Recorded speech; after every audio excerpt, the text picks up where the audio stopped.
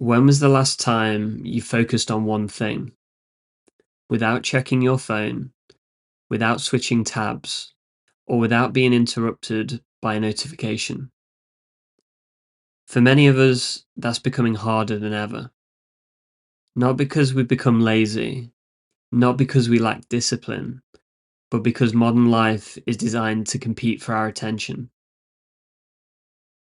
Every day, we're surrounded by notifications, endless entertainment, the latest news stories, emails, messages, and an unlimited stream of content competing for just a few more seconds of our time.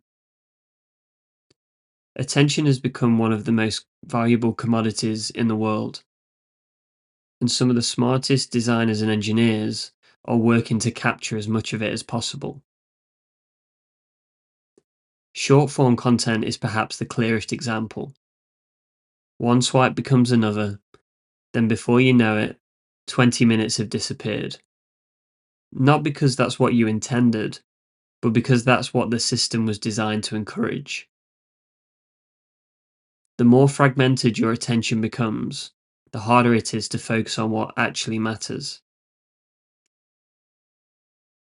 Many people look for ways to improve their focus.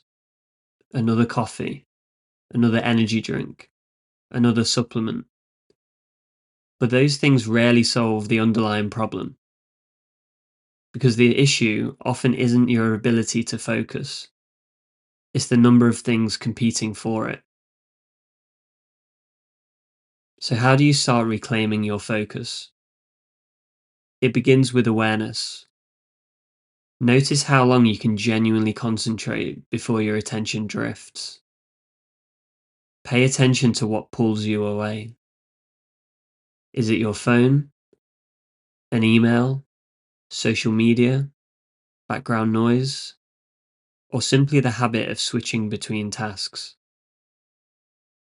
It's harder to protect your focus if you don't know what's taking it.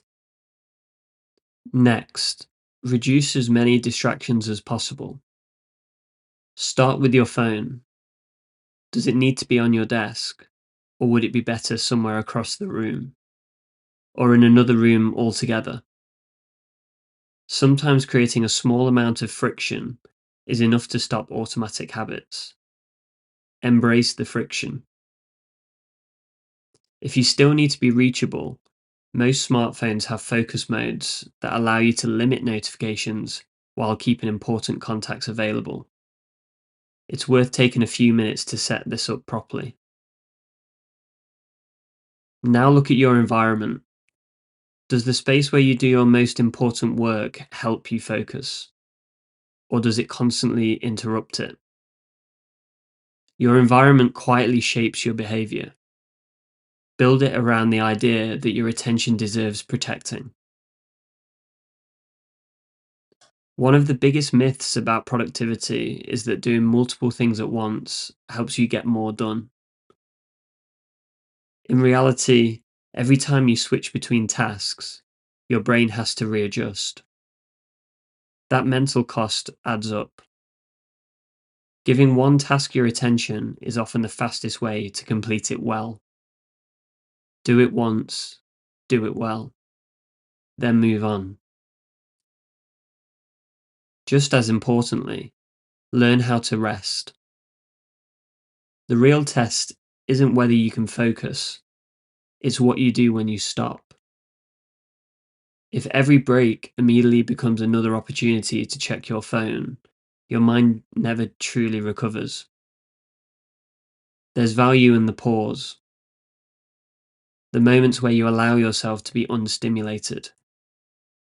At first, that might feel uncomfortable, but that's normal.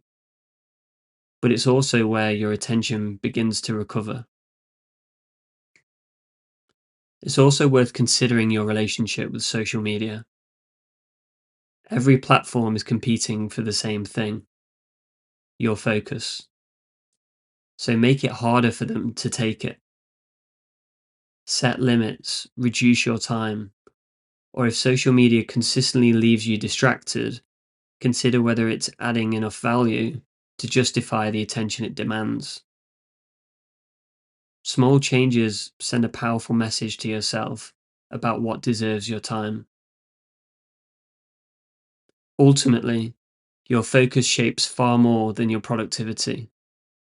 It influences the quality of your work, your conversations, your relationships, and the life you build over time. So ask yourself a few simple questions. Who deserves your attention? Which tasks deserve your best energy? And ultimately, who owns your focus? When you realize that attention is one of your most valuable resources, you'll want to protect it with the same care you protect your health, your time, and your energy. Modern life competes for your attention. Owning your focus means choosing where your life is spent. This content is for educational purposes only and isn't medical advice. Health is personal, so consider your own circumstances and seek professional guidance where appropriate. Consider sharing these thoughts with a friend or family member who is curious about their health.